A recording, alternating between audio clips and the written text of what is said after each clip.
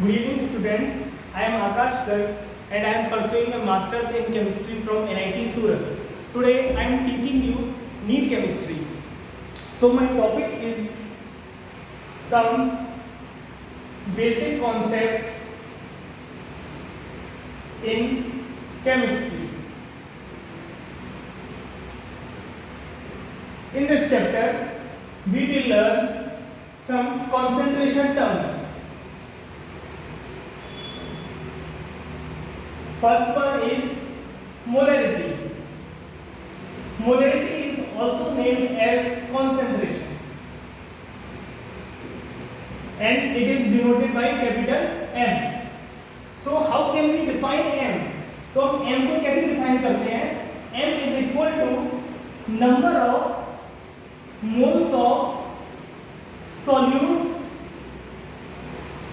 and which is divided by volume of solution in litres. अगर यहाँ पर litre में है तब तो ठीक है, अगर यहाँ पर मिलीलीटर में होगा तो फिर हम ऊपर 1000 से मल्टीप्लाई करेंगे. ठीक है.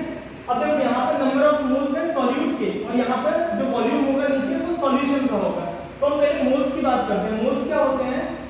मोल्स जिसको हम n से डिनोट करते हैं वो होते हैं कि गिवन मास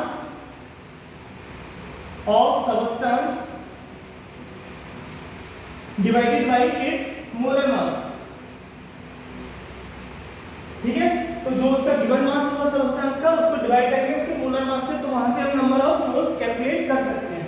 एक और तरीका है मोल्स कैलकुलेट करने का, जैसे कि अगर उसको नंबर ऑफ पार्टिकल्स दिए हो, जब नंबर ऑफ पार्टिकल्स दिए होते हैं या नंबर ऑफ मॉलिक्यूल्स दिए हो, नंबर ऑफ आयंस दिए हो, तो वहां पे जब हम मोल्स निकालते हैं तो वो हम ऐसे निकालते हैं जो गिवन नंबर ऑफ particles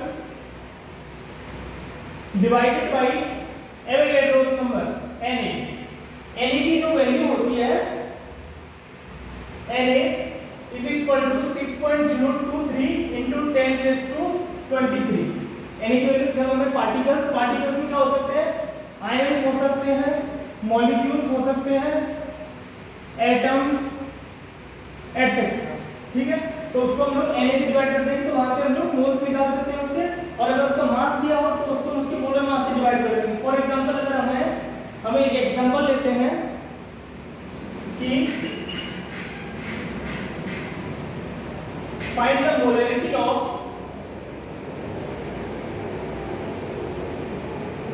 और solution whose volume is 5 litres. 5 litre solution है, उसका वॉल्यूम 5 लीटर. हमें जो उसमें CO2 गैस डिसॉल्व है, CO2 गैस डिसॉल्व है और उसका मास दिया हुआ है लेट से 88 ग्राम. तो हमें बताना है कि मोलरिटी ऑफ सॉल्यूशन क्या होगी. तो इसमें मोल्स भी कैलकुलेट हो जाएंगे और उसकी मोलरिटी भी आएगी. कैसे देखेंगे?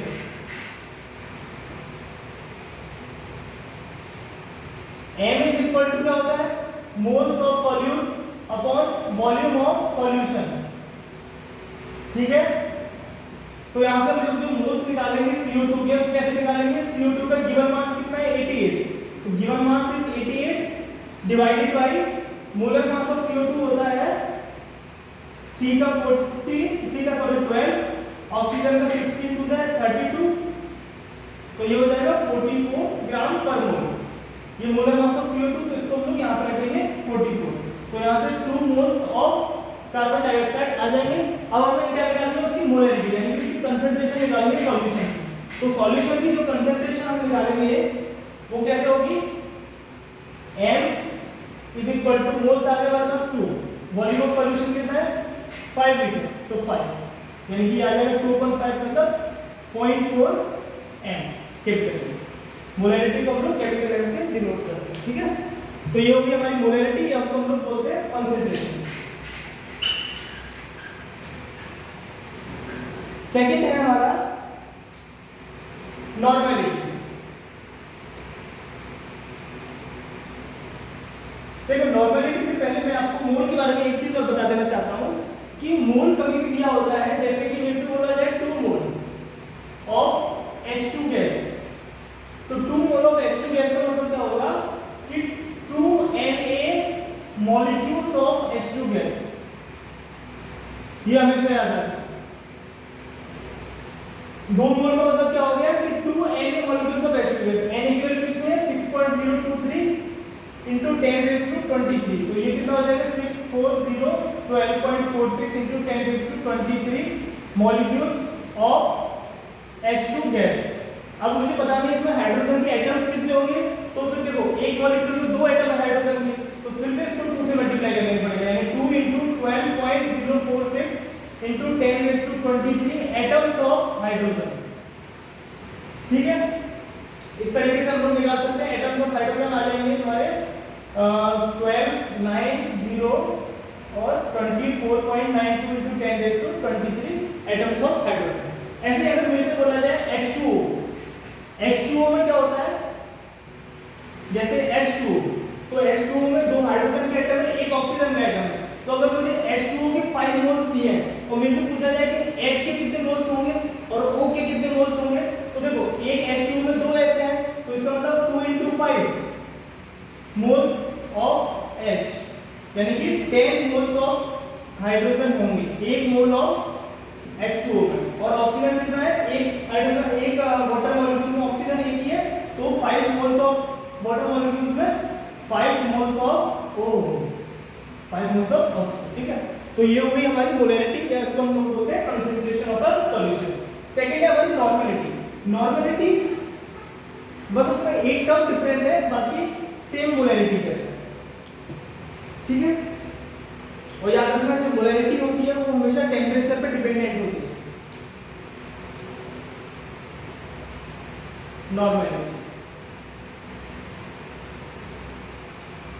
नॉर्मलिटी को हम लोग डिनोट करते हैं कैपिटल N। ठीक है, तो नॉर्मलिटी को कैसे हम लोग डिफाइन करते हैं, normality is defined as the number of gram equivalent. यहाँ पे मोलैरिटी करते थे तो मोल्स आते थे, और जो हम लोग नॉर्मलिटी कर रहे हैं तो उसमें क्या आएंगे, ग्राम इक्विवेलेंट्स आएंगे, डिवाइडेड बाय सेम रहेगा volume of solution in litres. ठीक है, अब देखो ग्राम इक्विवेलेंट्स क्या होते हैं वो हमें समझना है। ग्राम इक्विवेलेंट्स क्या होते हैं, ग्राम इक्विवेलेंट्स क्या होते हैं, जैसे देखो मोल्स होते थे, तो मोल्स क्या होता था, मास अपॉन मोलर मास। ठीक है, तो ग्राम इक्विवेलेंट में मास की जगह पर क्या आएगा, इक्विवेलेंट मास आएगा, इक्विवेलेंट मास डिवाइडेड बाय उसका मोलर मास।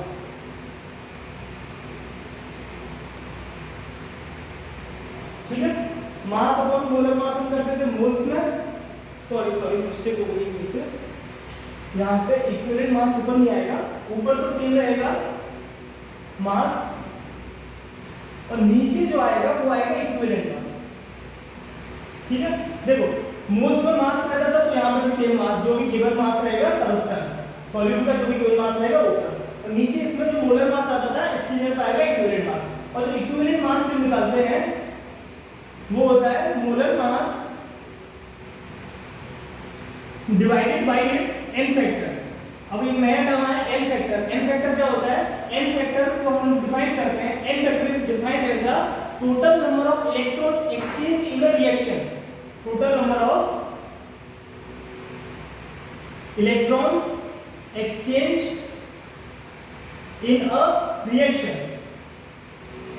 ठीक है, और हम लोग इसको और कैसे बोल सकते हैं, और टोटल पॉजिटिव चार्ज और टोटल नेगेटिव चार्ज, कैसे वो हम लोग समझते हैं। देखो जैसे कोई रिएक्शन यानी कि कोई सॉल्यूट अगर मैं लेता हूँ H2SO4 को अगर मैं वाटर के अंदर डिसॉल्व करता हूँ, H2SO4 मैंने लिया, उसको मैंने वाटर के अंदर डिसॉल्व किया। ठीक है, तो H2SO4 क्या होगा, सॉल्यूट, वाटर क्या होगा, सॉल्वेंट। तो जो H2SO4 का रिएक्शन कैसे होगा, जो उसका डिसोसिएशन होगा H2SO4 का वो होगा 2H प्लस SO4 2 माइनस। तो इसमें देखो total number of electrons exchange देख लो, या टोटल पॉजिटिव चार्ज देख लो क्या होगा रिएक्शन का, या टोटल नेगेटिव चार्ज देख लो, वो उसका n फैक्टर होगा। n factor is numerical value. तो यहाँ पे अगर हम टोटल नंबर ऑफ इलेक्ट्रॉन्स देखेंगे एक्सचेंज, तो वो कितने हो गए, 2 हो गए, क्योंकि एक H प्लस में 1 प्लस, तो 2 H प्लस में कितने हैं, 2 प्लस, तो 2 इलेक्ट्रॉन एक्सचेंज हुआ है। यहाँ से भी देख सकते हो 2 माइनस टोटल नेगेटिव चार्ज है, 2 पॉजिटिव टोटल पॉजिटिव चार्ज है, तो उसका जो n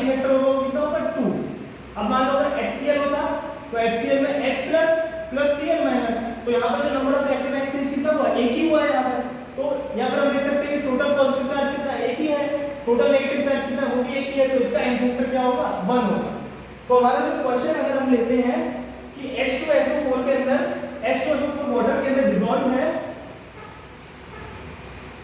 लेट से अगर मैं बोलूं कि 49 ग्राम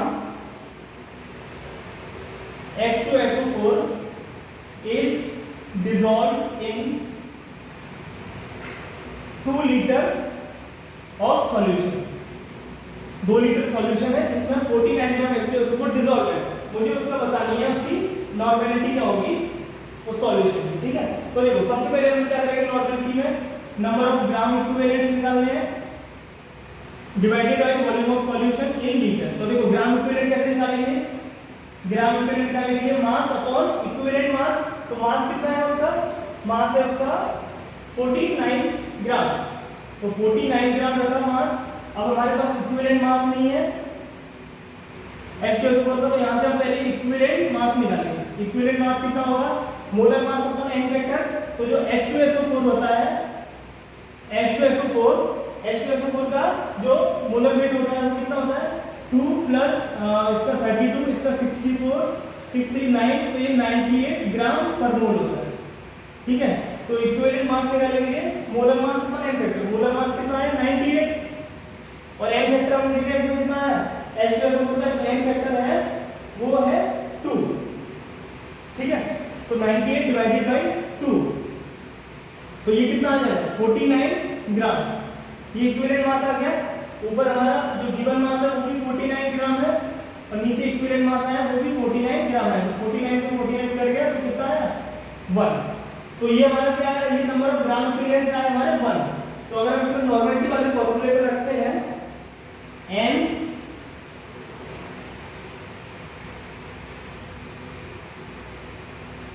इज इक्वल टू, तो नंबर ऑफ ग्राम इक्विवेलेंट्स कितने 1 और वॉल्यूम ऑफ सॉल्यूशन कितना दिया हुआ है 2, तो यहाँ से 1/2 मींस 0.5 नॉर्मेलिटी आ गई, ठीक है सॉल्यूशन। तो ये हो गए 2 कंसंट्रेशन टर्म। तीसरा जो कंसंट्रेशन टर्म होता है वो होता है मोल फ्रैक्शन।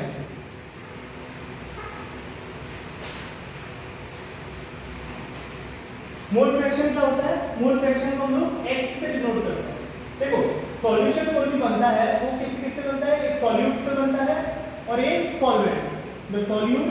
जो सॉल्यूशन सिस्टम होता है वो सॉल्यूट प्लस सॉल्वेंट होता है, ठीक है। तो सॉल्यूट को सॉल्वेंट के अंदर डिसॉल्व किया जाता है, ठीक है। तो यहाँ पे अगर मुझे x से डिनोट कर रहा हूँ, तो अगर मैं सॉल्यूट को a मानता हूँ, सॉल्वेंट को b मानता हूँ, तो xa प्लस xb ये हमेशा कितना है 1 आना चाहिए। यानी कि दोनों के मोल फ्रैक्शन, दो कंपोनेंट्स जो सॉल्यूशन के होते हैं उन दोनों का जो सम होना चाहिए वो हमेशा 1 आना चाहिए। अब मैं अगर XA की बात करूं यानी कि मोल फ्रैक्शन ऑफ A, तो यहाँ पे हम लोग लिखेंगे number of moles of A divided by total number of moles, मतलब A के भी मोल्स प्लस B के भी मोल्स। और ऐसे अगर हम लोग B की मोल फ्रैक्शन लिखेंगे तो यहाँ पे लिखेंगे हम लोग NB upon Na plus NB, ठीक है। इसका हम लोग अगर एग्जांपल लेते हैं, एग्जांपल कैसे कर सकते हैं इसका, जैसे कि अगर हमसे बोला जाए कि ग्लूकोज C6H12O6 को डिसॉल्व किया गया बेंजीन के अंदर। बेंजीन का मतलब C6H6, ये बेंजीन होता है और बेंजीन का जो मोलर मास होता है वो कितना होता है 12 से 72 प्लस 6 यानी कि 78 ग्राम पर मोल। ये बेंजीन का होता है मोलर मास। और ये ग्लूकोज का जो मोलर मास होता है वो कितना होता है 72 प्लस 12 प्लस 96 यानी कि ये होता है तुम्हारा 180 ग्राम पर मोल। तो अगर ग्लूकोज को बेंजीन के अंदर डिसॉल्व किया गया तो यहाँ पे मेरे से अगर बोला गया कि ये है 2 मोल और बेंजीन है अगर 3 मोल, ठीक है। तो हमें बताना है कि मोल फ्रैक्शन बताना है A का और B का। A मतलब सॉल्यूट कौन है ग्लूकोज, सॉल्वेंट कौन है बेंजीन B। तो यहाँ पर अगर मैं XA निकालूंगा तो कैसे निकालेंगे Na upon Na plus Nb। Na कितना है 2 और Na प्लस Nb मतलब 2 प्लस 3, Nb इज 3, तो यहाँ पर आएगा 2 अपॉन 5 यानी कि 0.4। ये मोल फ्रैक्शन ऑफ A आया। ऐसे हम लोग मोल फ्रैक्शन ऑफ B निकालेंगे तो N B upon N A plus N B, तो एन बी की वैल्यू कितनी है 3, तो यहाँ पर 3 अपॉन 2 प्लस 3 यानी कि 3 अपॉन 5, 3 अपॉन 5 का मतलब हो गया 0.6। तो यहाँ पर x भी कितना है 0.6 और x a कितना है 0.4। यहाँ पर हम देख सकते हैं कि x a plus x b की वैल्यू कितनी आई 0.4 प्लस 0.6 यानी कि 1। ठीक है, तो ये हमारे थे 3 कंसंट्रेशन टर्म्स। ठीक है, इसमें से मोलैरिटी और नॉर्मैलिटी टेम्परेचर डिपेंडेंट होती है और मोल फ्रैक्शन जो होता है वो टेम्परेचर इंडिपेंडेंट होता है। Thank you so much students, I hope you like the video.